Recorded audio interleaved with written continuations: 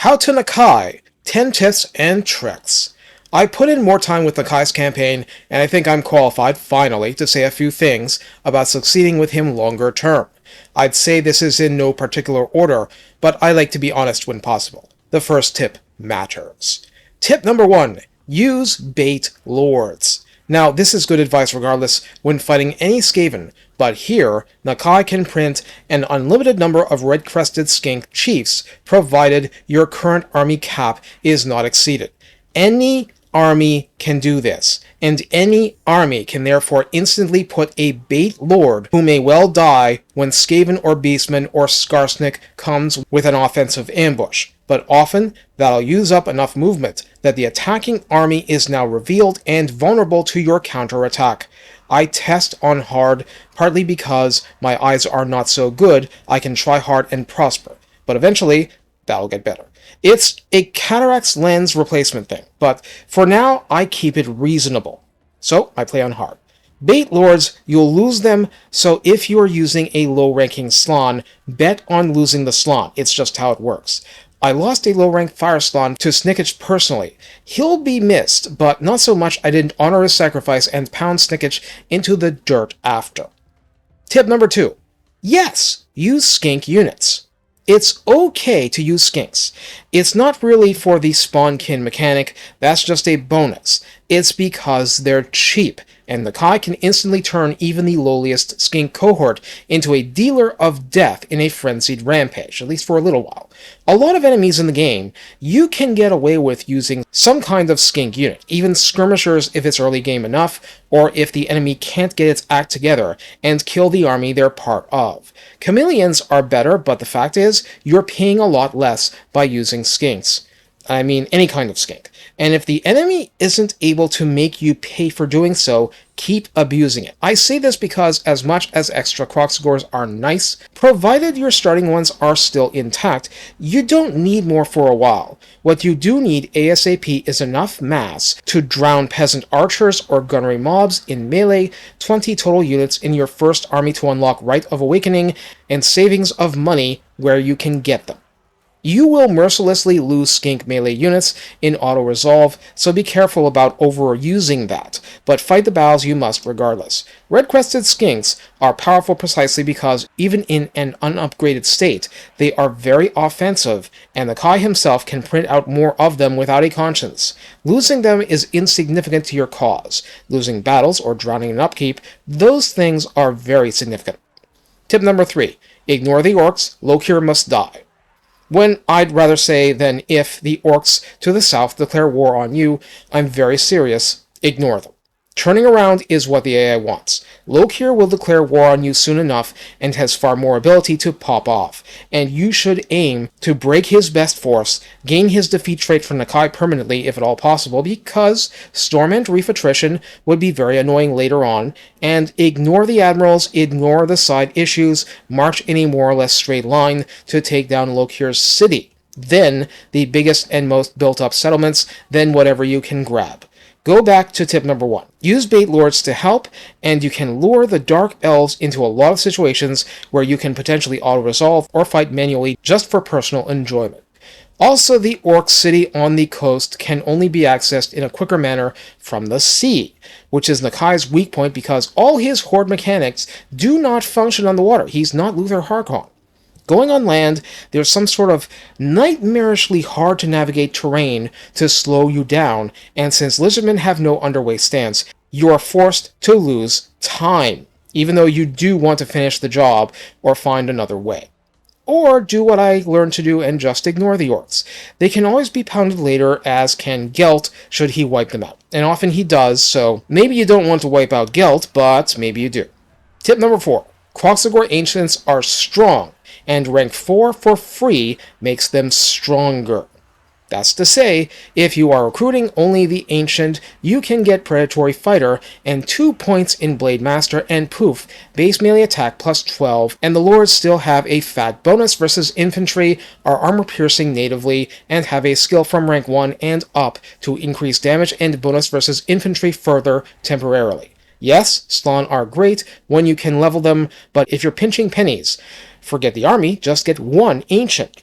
In my case, I shoved skink skirmishers to my ancient helping out, added more and more as I went, and he survived to be a real second army leader, and I used bait lords for him too, and that helped him survive and thrive despite Clan Eshin's spam.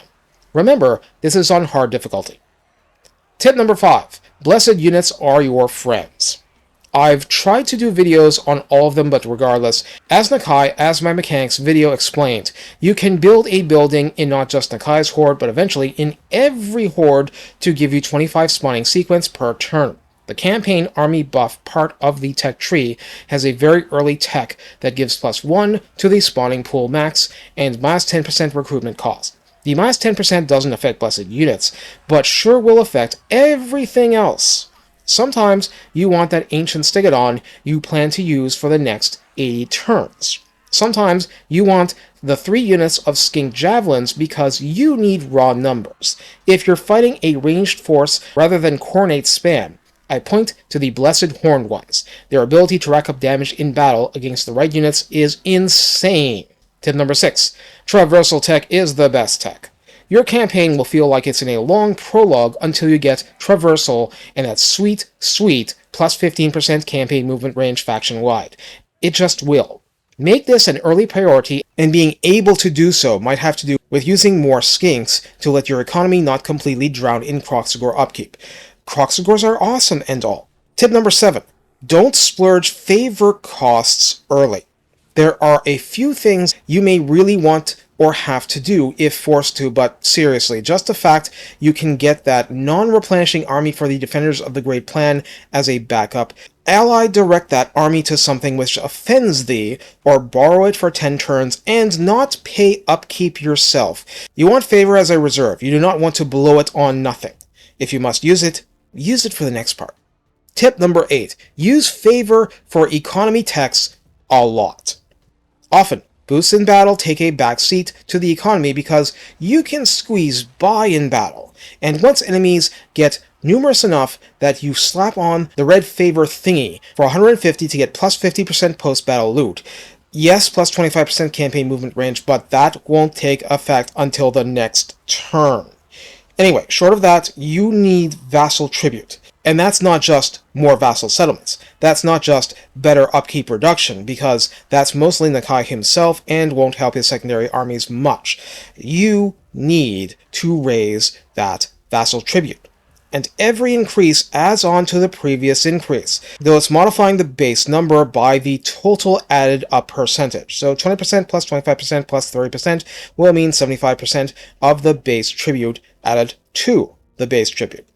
This still adds up tremendously, and you go from struggling mightily to having a big surplus for Nakai's buildings, other words buildings once you're more confident about not having them wiped out, like if they get to immortality, and more to the point. Blessed spawnings and the better RORs have stiff upkeep costs, but can be recruited instantly. So until you reach the theoretical army cap, and possibly a bit beyond with allies helping, your ability to reach out and smash civilizations rises at an accelerating rate the richer you are and the more spawning sequence you can nab. It's like stagflation, but in your favor. Tip number 9. Slons are still really good. You'll passively accumulate them by using Awakening to get spawning sequence, so once you're out of the danger of Snickich murdering them all, start having them lead armies. I'd rather have a Slon against a mass zombie army than lots of other things. Tip number 10. Lustria can still beckon. If you've wrecked Village, and what's left of Cathay likes you, as in you didn't just go bulldoze Gelt and whatever, because that's an option if you got turned around and don't have anyone else to fight, you can take the sea lanes taking you to Lustria. You can do this with Nakai himself, or try to manage with a mini-me horde. Actually conquer enough and you get a dilemma to send an army to Lustria that you are paying for, with a pre-made design and a Slon and 2 heroes. At least that's what I had for my case. Or you can have a 10-turn buff to Nakai that he doesn't really need but can still be strong, or on him if you're in the middle of real fighting in the East. And the whole point of my sending him to Lustria in that last campaign was that Eshin was toast, so I didn't need him in Cathay anymore. Not really tips, but for the record, besides Kroxigors either in Nakai's army or with the Kroxigor Ancients, and I can confirm that yes, the personal line double dipping for the attack and defense boosts does work in Nakai's faction. Saurus get defensive buffs, Temple Guard are ones that get more offensive buffs, but it's an awkward thing using a lot of them. The Red Temple stuff gives a lot of offensive buffs to beasts, quote-unquote, and that includes Cold One Cavalry, and in the end, it's such cavalry, large dinos, and such that get the big help.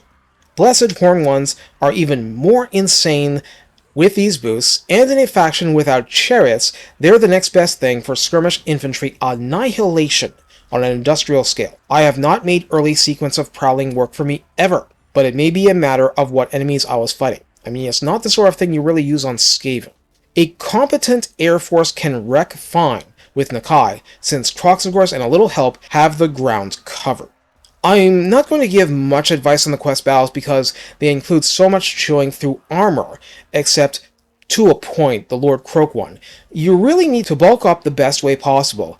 And honestly, Nakai's starting position and situations make it very hard to slow down long enough to do those battles. You're just too darn busy.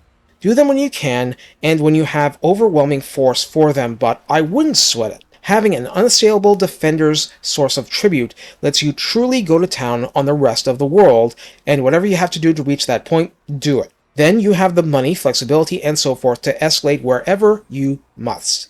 You can even afford the global recruitment to stuff units down your mini-me horde's throats. Take care, and have fun rampaging across the whole globe, because sooner or later, I'm sure that's what you'll do.